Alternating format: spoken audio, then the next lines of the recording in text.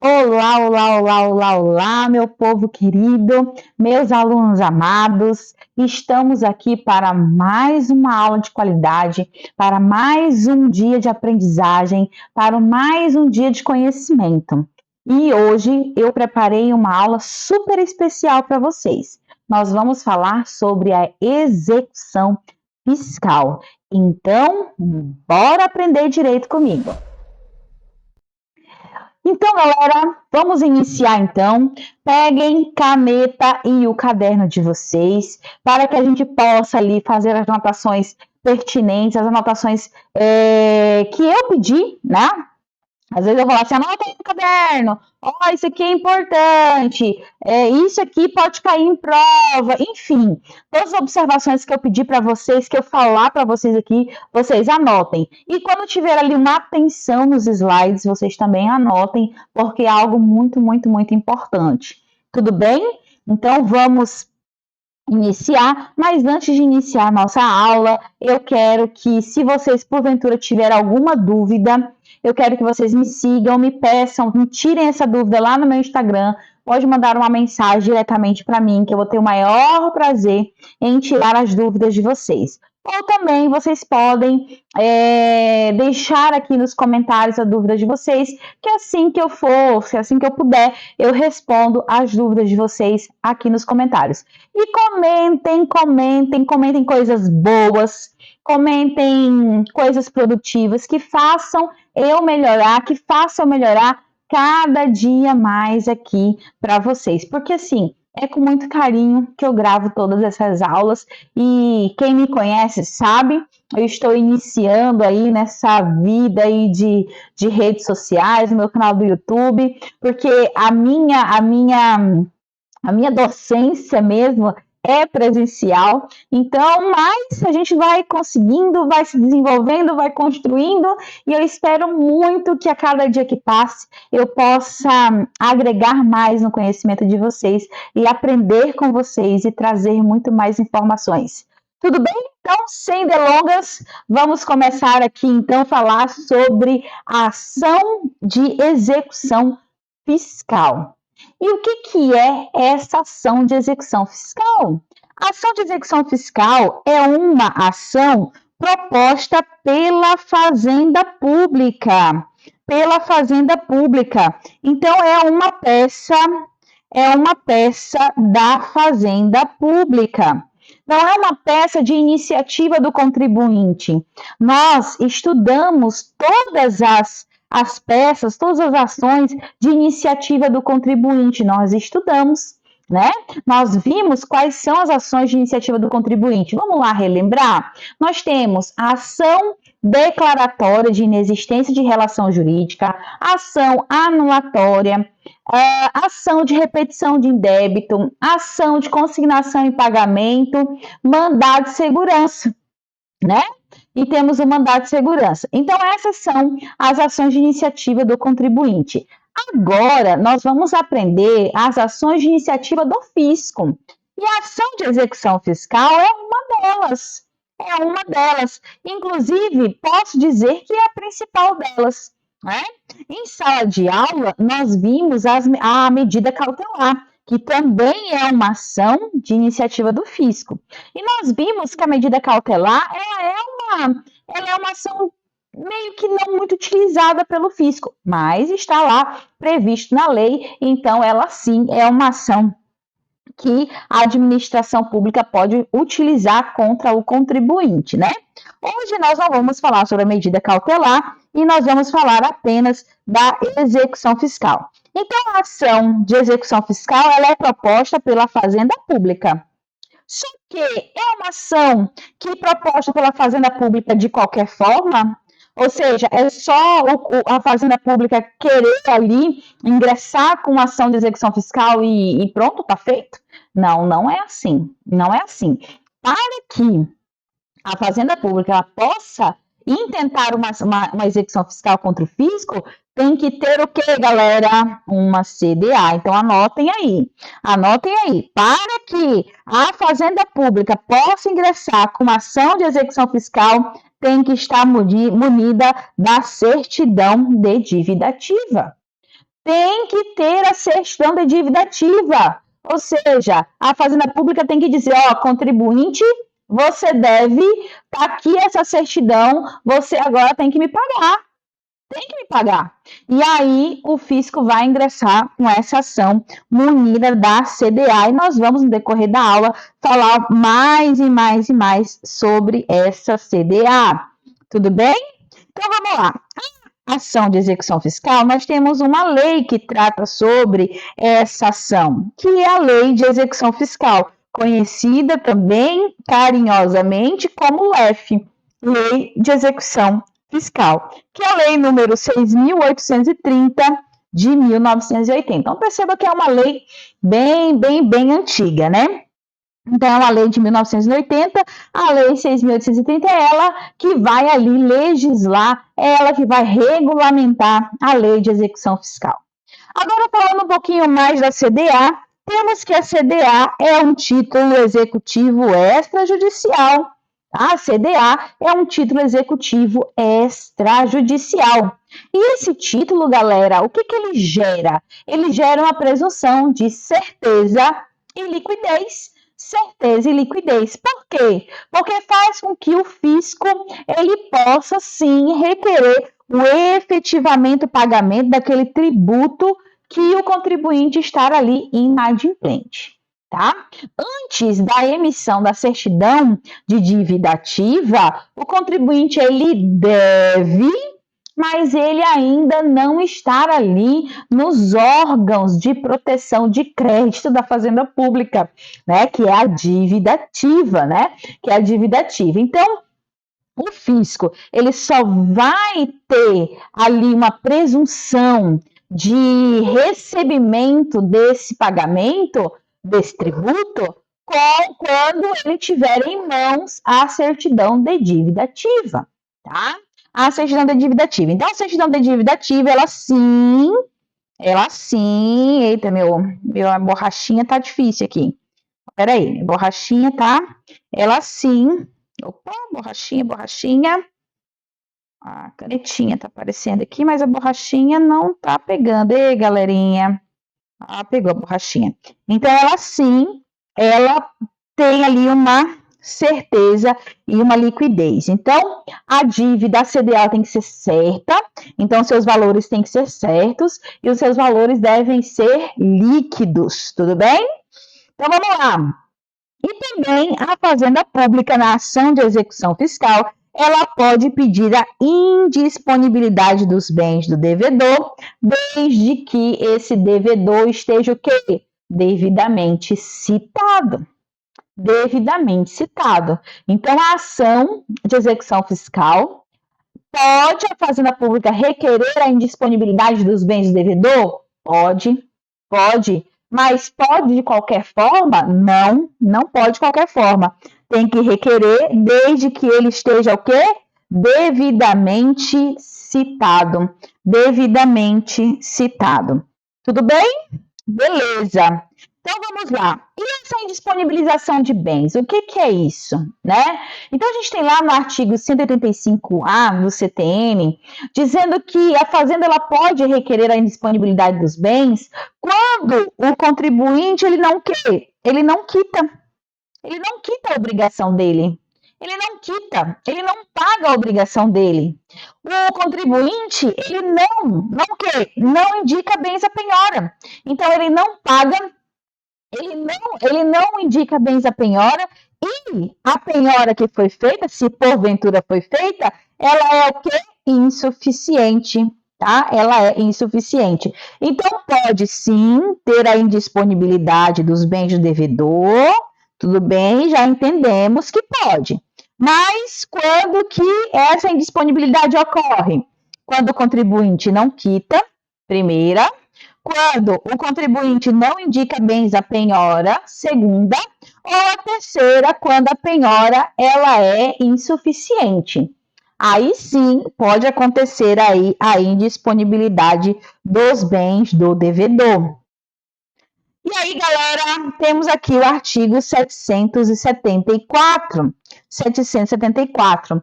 O que diz esse artigo 774 do CPC? Diz assim, ó, que se porventura o contribuinte não indicar bens à penhora, ele pode ter ali uma aplicação de uma multa.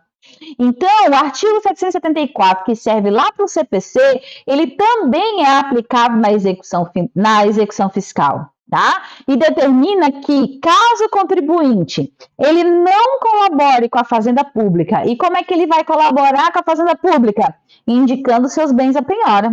Isso é colaboração com a Fazenda Pública, quando ele indica os bens à penhora. E aí, se ele não faz isso, o que acontece? Multa. Penalidade no direito tributário é multa. Penalidade no direito tributário é multa. Pois é. Então, é isso que acontece aí, né, galera? Então, vamos lá. E aí, nós temos uma outra observação a fazer, que quando o contribuinte ele tiver várias execuções fiscais em seu nome, é possível que o juiz opte pela reunião de todas essas execuções, ou seja, de todos esses processos, em um processo só, em um único processo, tá? Então, é uma opção do juiz, é uma mera faculdade do juiz. Então, se o devedor tem várias execuções fiscais contra ele, tá? E o juiz ache melhor, opte pela reunião dos processos, o juiz pode fazer isso, tá? Então, ele pode pegar todas as execuções em nome do contribuinte e colocar em um único processo. Tudo bem? Totalmente permitido isso na esfera do direito tributário, tanto é na execução fiscal, tanto é que nós temos uma súmula. Olha aqui, a súmula 515. O que diz a súmula 515? Ó, a reunião de execuções fiscais contra um mesmo devedor constitui mera faculdade do juiz. Mera faculdade do juiz. Então, galera, mera faculdade do juiz, tá? Súmula 515. Então, não é nada obrigatório. Se o juiz optar, se o juiz decidir, pode sim as ações de execução fiscal contra o mesmo devedor ser reunidos em um único processo.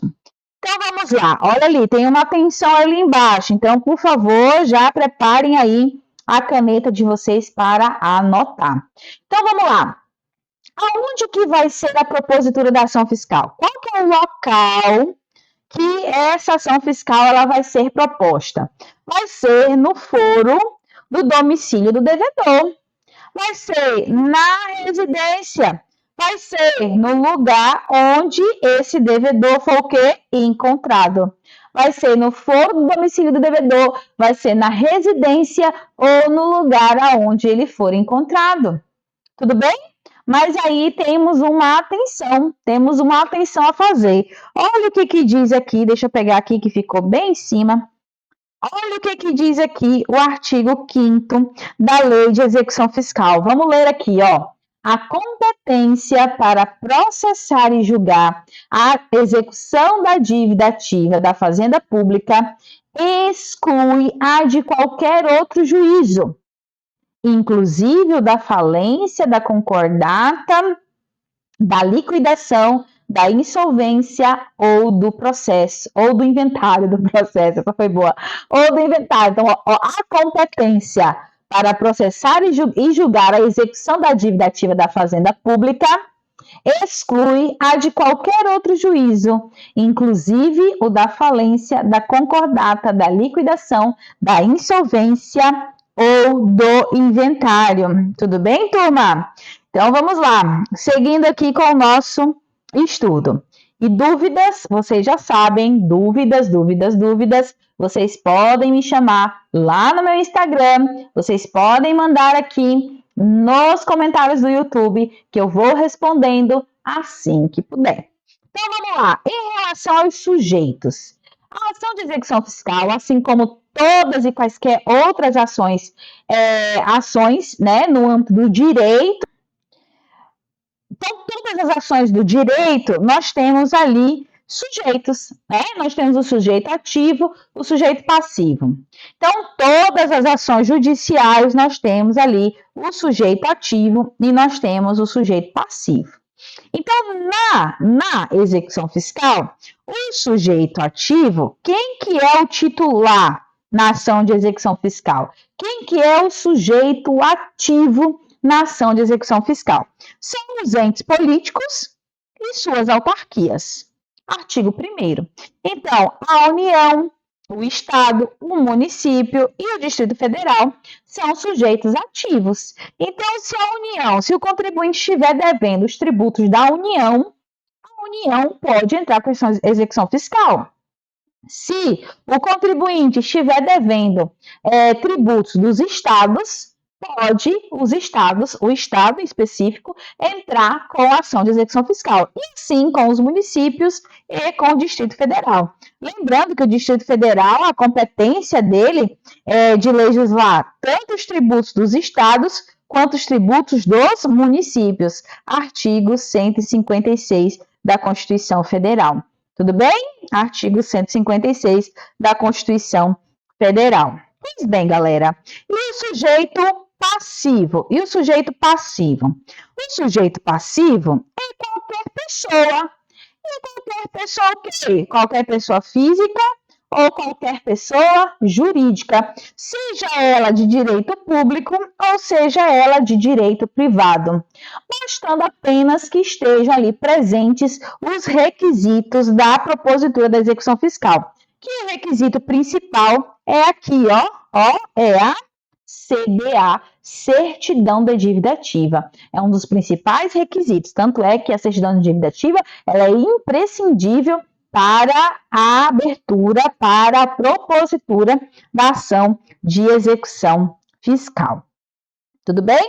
Então, vamos lá. O artigo 4º trata muito bem ali de quem são os sujeitos passivos. Então, nós temos o devedor, nós temos o fiador, o espólio, a massa, o responsável nos termos da lei, por dívidas tributárias ou não, de pessoas físicas ou jurídicas de direito privado e os sucessores.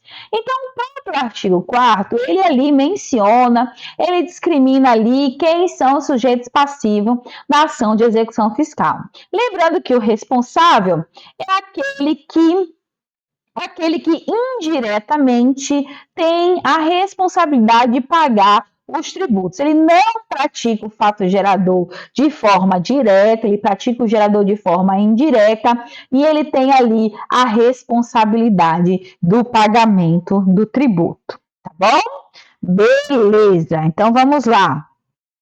E o objeto da execução fiscal é o valor qualificado como dívida ativa regularmente escrita, né? Esse é o objeto da execução fiscal.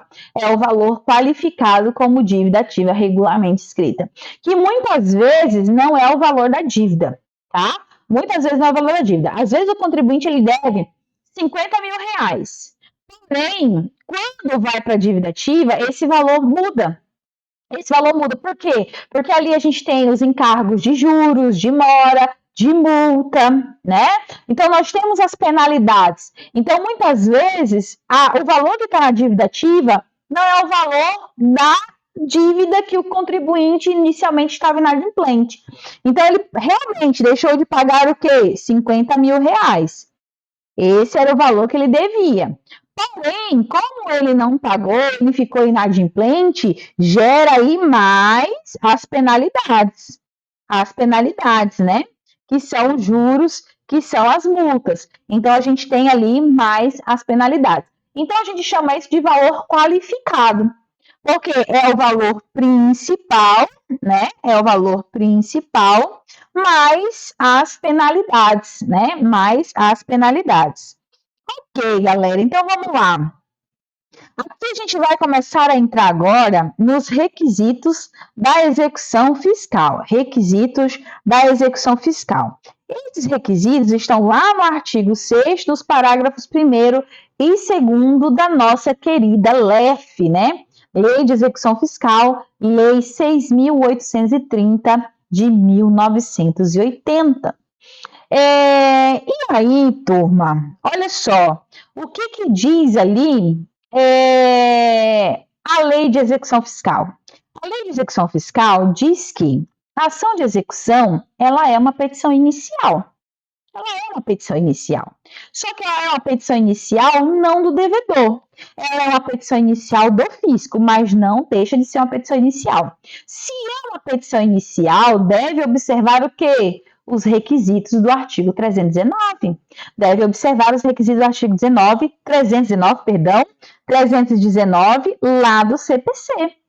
Tem que obedecer os requisitos do artigo 319 do CPC, tá? Assim como as ações de iniciativas do contribuinte. Quando nós estudamos as ações de iniciativa do contribuinte, em todas elas, nós também falamos que, por ser uma petição inicial, deve-se observar o artigo 319 do Código de Processo Civil. E aqui não é diferente. Então, vamos lá. A lei de execução fiscal, ela é de 1980. E aí, ela diz que a ação de execução fiscal deve ser encaminhada para o juiz. Só que, galera, eu já conversei demais com vocês sobre isso. Demais, muito. Quem é meu aluno sabe que a nossa petição hoje, depois do CPC de 2015, a nossa petição ela é dirigida ao juízo. Ela não é mais dirigida ao juiz. Ela é dirigida ao juízo. Juízo é órgão do Poder Judiciário. Tá? Juízo é órgão, juiz é pessoa. E juízo é igual a vara. Juízo é sinônimo de vara. Então, nós vamos dirigir ao juízo a quem é dirigida, tá? E não mais à vara. Então, ou não mais ao juiz. Tá? Então, vamos prestar atenção. Então, é uma petição inicial, vai ser dirigida ao juízo. Nós temos ali que formalizar os pedidos, né? O requerimento para a citação. E deve ser instruída com o quê? Com a CDA. E a CDA ela é tão importante que é como se ela fosse parte integrante. É como se a CDA ela fosse a própria petição inicial.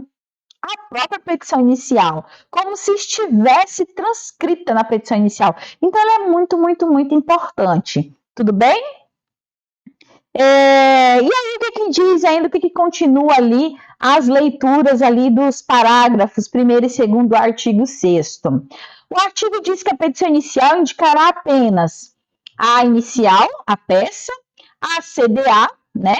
A petição inicial e a CDA, elas podem constituir um único documento. Eu posso, olha só, o Estado, ele pode apresentar a petição inicial e a CDA vir em anexo. Pode fazer isso, tá? Pode. Porém, também pode a petição inicial, a ação de execução fiscal, a inicial ser a própria CDA. Tudo bem? Então, pode constituir um único documento. Professor, então, ao invés de colocar ali, ao invés do Estado, colocar ali a petição inicial e a CDA em anexo, como acontece na maioria das ações, pode a CDA ser a própria petição inicial? Pode ser a própria petição inicial, tá? Por quê? Porque na CDA ela vem com todas as qualificações do contribuinte. Vem ali o seu nome, os seus documentos, o seu endereço, vem a capitulação do artigo que porventura ele foi infringido, vem ali todas as informações pertinentes, os valores, o valor da dívida original, as penalidades, o valor total, vem a capitulação dos artigos. Então, vem todas as informações que porventura a gente coloca na inicial. Então, pode sim a ação de execução fiscal proposta com a CDA, sendo a CDA a própria petição inicial, não tem problema nenhum. E uma coisa bem importante aqui também que a gente pode falar na ação de execução fiscal é que a produção de provas pela Fazenda Pública Independe de requerimento na petição inicial. Independe, ó, independe, tá? Nas ações, olha só, galera, nas ações, nas petições iniciais, para nós mortais, nas ações do contribuinte, nós temos que pedir a produção de provas, tá? Tem que estar lá nos pedidos da inicial. Tem que estar nas ações do contribuinte, o pedido de produção de provas tem que estar constante na petição inicial. Já na ação de execução fiscal, não. Na ação de execução fiscal, independe. Ou seja, não vai ali ser pedido, tá? E se porventura o fisco quiser produzir provas, o juiz não vai poder indeferir a produção de provas. Por quê? Porque não precisa estar na petição inicial. Não precisa estar na petição inicial, tá? E como já vimos ali que o objeto da inicial, ela é um valor qualificado, né? O objeto da execução fiscal, perdão, é um valor qualificado, então o valor da causa é justamente esse valor qualificado, ou seja, consta na certidão, mais os encargos. Esse é o valor da causa. Esse é o valor da causa. Tá? Isso aí é fácil, tranquilo. E aí, galera, como já está dando aqui 30 minutos para a aula, senão o vídeo fica muito pesado, nós vamos agora para a parte 2 desse vídeo e nós vamos começar a falar aqui do prazo para a propositura da ação executiva. Então, não perca a próxima aula, que vamos falar sobre o prazo da execução fiscal. Então, me aguarde e vamos junto para a próxima aula.